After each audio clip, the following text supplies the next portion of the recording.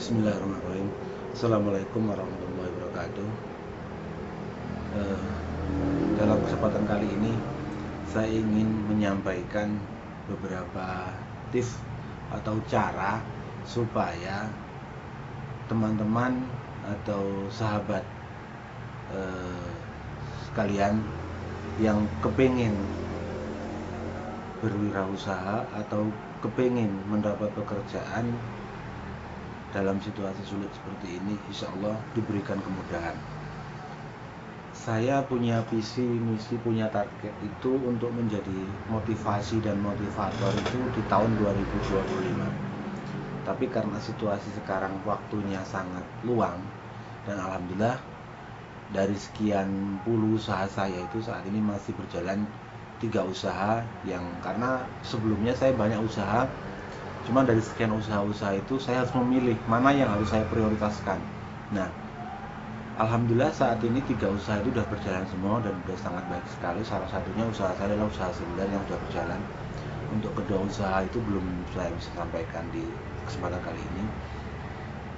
Saya ingin menyampaikan beberapa cara atau supaya teman-teman itu bisa bekerja atau bisa memulai sebuah usaha.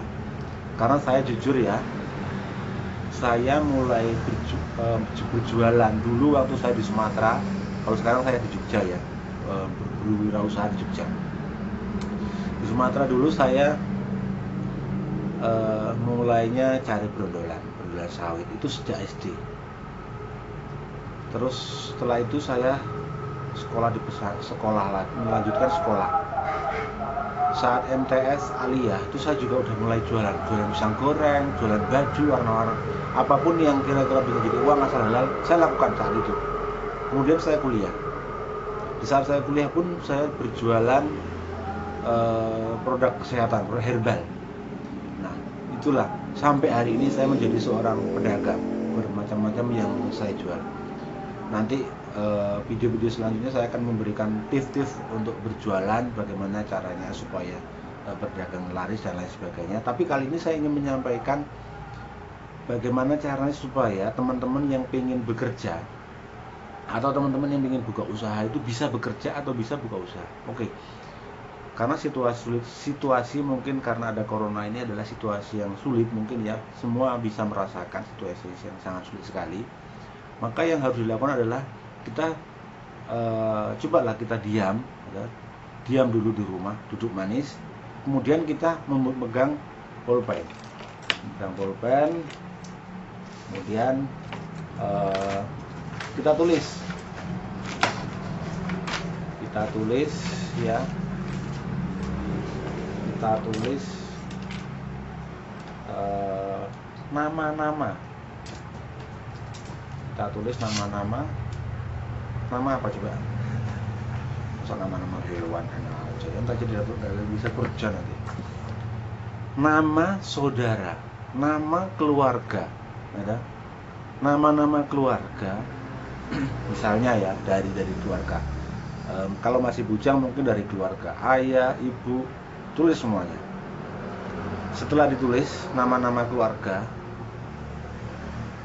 kalau bagi yang berkeluarga itu lebih banyak lagi mungkin nama-nama keluarganya.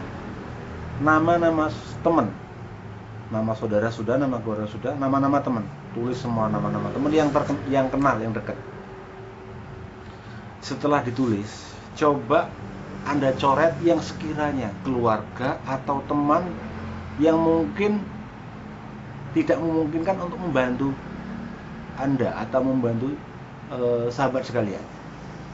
Misal dari 30 nama yang Anda tulis, nama keluarga, nama saudara, nama teman, itu ada beberapa nama yang mungkin tidak memungkinkan atau tidak bisa membantu teman-teman sekalian atau sahabat sekalian. Nah, kenapa kok tidak bisa membantu? Karena mungkin dia juga lagi dalam merintis sebuah pekerjaan ataupun usaha. Tapi di antara mereka itu pasti ada yang bisa membantu, memberikan pekerjaan atau memberikan peluang usaha. Oke, sekarang sebelum melangkah ke sana, kosongkan dulu diri kita. buang sifat ego. Mungkin selama ini kita punya jabatan ini, punya jabatan itu, punya posisi ini, posisi itu. Tapi saat ini adalah kita mulai dari nol. Dari nol, dari awal memulai sebuah bisnis, memulai sebuah pekerjaan yang baru. Yang mana pekerjaan yang baru atau bisnis yang baru itu kita membutuhkan bantuan orang lain. Kita membutuhkan orang yang bisa kita minta tolong atau orang kita percaya. Nah, setelah kita ketemu, setelah kita tulis centang, kita kita coret nama-nama, misalnya nama keluarga, di antara nama keluarga tadi, keluarga, saudara, tetangga, teman, kita coret semua.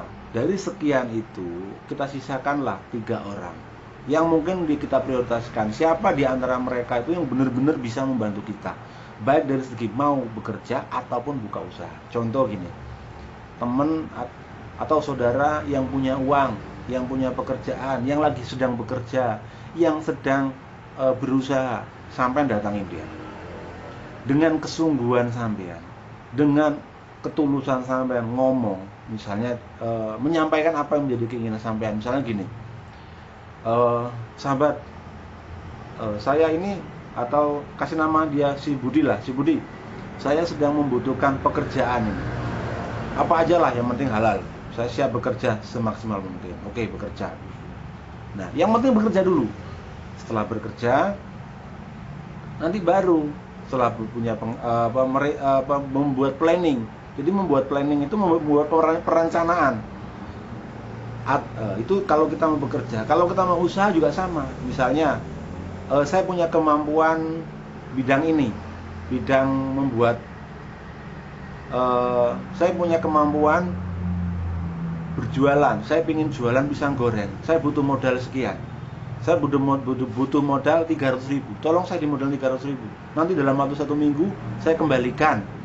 Nah, nanti saya kasihlah keuntungan buat sahabat juga. Kurang lebih seperti itu. Jadi bagi kita yang mau memulai sebuah pekerjaan, bagi kita yang mau memulai sebuah usaha, itu yang pertama kali adalah di samping kita berusaha, berdoa, itu kita melirik, kita butuh bantuan orang. Ego kita dibuang dulu. Buang jauh-jauh ego kita. Siapa dulu kita mungkin pernah punya posisi yang baik, punya jabatan yang baik. Nah, kita buang dulu.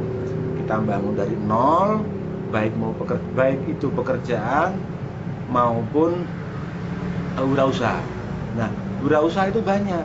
Misalnya Anda ingin buka cucian motor, nah itu harus Anda pelajari juga ilmu. Jadi pada kesempatan kali ini pada kesempatan kali ini yang ingin saya tekankan adalah cara untuk memulai cara untuk mulai mencari pekerjaan. Jadi kalau Anda itu masih memikirkan bekerja harus pakai ijazah, bekerja nggak pakai ijazah susah dan lain sebagainya, itu akan sulit Anda mendapatkan sebuah pekerjaan. Tapi kalau Anda menulis nama-nama baik keluarga maupun saudara maupun teman, pasti ketemu. Pasti ada orang yang mampu, pasti ada orang yang bisa menolong Anda, memberikan pekerjaan atau memberikan peluang usaha. Nah, setelah Anda mendapatkan peluang usaha, setelah Anda menemukan pekerjaan, maka disitulah kesempatan Anda untuk menekuni dengan sungguh-sungguh. Nah, setelah itu barulah Anda membuat perencanaan konsep-konsep selanjutnya untuk mencapai apa yang menjadi cita-cita. Tapi yang paling penting adalah pertama, bekerja dengan cara membuka referensi teman-teman. Jadi kalau kita biasa kerja di PT atau di perusahaan atau menggunakan ijazah, nah sekarang kita nggak menggunakan ijazah, tapi menggunakan kepercayaan atau kejujuran. Itu yang pertama. Yang kedua, di samping kita menggunakan kepercayaan, menggunakan kejujuran, kita juga harus menggunakan pengalaman kita. Misalnya kita punya kemampuan. Jadi ginilah, sebenarnya kalau kita mau berpikir secara jujur ya, hikmah daripada kita, misalnya kita udah punya pekerjaan, kita punya usaha, tahu-tahu tiba-tiba kita diberhentikan sama bos kita. Kita udah punya usaha, tahu-tahu tiba-tiba kurang penghasilannya. Sebenarnya di situ kita diberikan kesempatan untuk berpikir yang lebih matang, yang lebih jernih, berpikir keras. Apa sih hikmah dari semua ini? Nah, menurut saya hikmah dari semuanya adalah kita diberikan kesempatan untuk berpikir supaya kita itu membuka sebuah peluang. Kita melakukan sebuah peluang baru, misalnya yang tadinya kita menjadi pekerja, sekarang kita menjadi wirausaha. Wirausaha itu banyak loh, nggak cuman modal besar, modal yang kecil pun ada.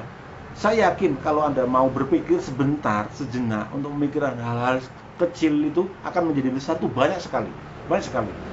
Di lain kesempatan saya akan menyampaikan masalah pekerjaan atau masalah usaha, tapi saat ini saya mau menyampaikan cara supaya Anda itu bisa mendapatkan pekerjaan, bisa mendapatkan peluang usaha itu dengan cara membuka referensi dengan sungguh-sungguh. Insya Allah ketemu caranya supaya Anda itu bisa memulai pekerjaan atau bisa memulai usaha. Jadi kadang-kadang kita itu ego ya. Jadi kalau orang itu kalau udah terlalu ego, maka dia sulit untuk mencapai apa yang dia inginkan. Nah, jadi ego kita itu harus kita buang, kita kembali ke nol.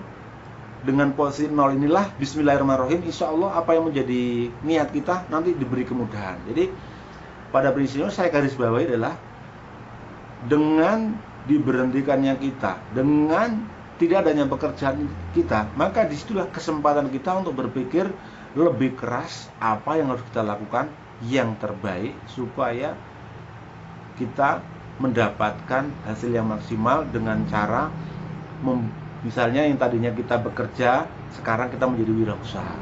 Nah, yang tadinya wirausaha mungkin penghasilannya lagi menurun, kita berpikir bagaimana caranya supaya memperbaiki usaha yang kita misalnya dagang ya, dagangan ini memperbaiki, atau cari usaha yang lain yang mungkin cocok dengan hati kita.